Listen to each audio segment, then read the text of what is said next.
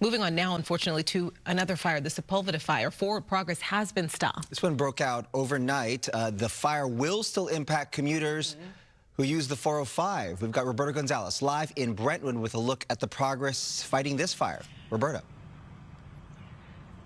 Hi there, good morning. And yes, you are absolutely correct. We're just right off the 405. If you're going south this way, you're going towards Los Angeles. Behind me here, you would be going towards San Fernando. We pulled right off the freeway here where we still have closures on many of the roadways. The current air temperature is 59 degrees, but here we go again.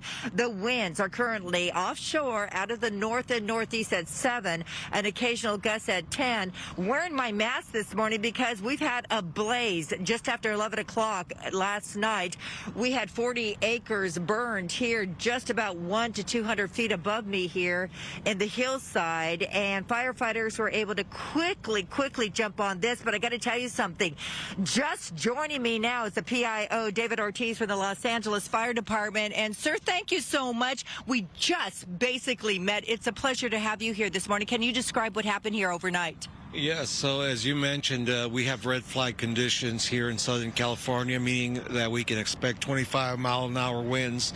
Luckily, the winds were not a factor in this fire, even though we're near basically a bottleneck for wind, and which you do have the gusts from time to time. This fire was topographically driven, meaning it was driven by the fields and the angle of the hill. It's protected from the wind itself. So because here in Southern California we have so much dry vegetation, any spark that lands on the vegetation creates a fire immediately.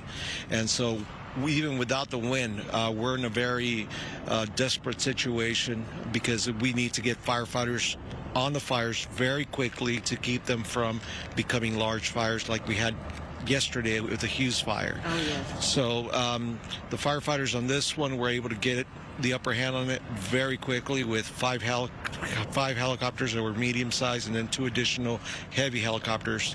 So they made all the difference. Hand crews from LA County also assisted us, and we supported them with hand lines going up the hill. So why do you think you were able to jump on this so quickly? Was the weather conducive of that because the winds had died down?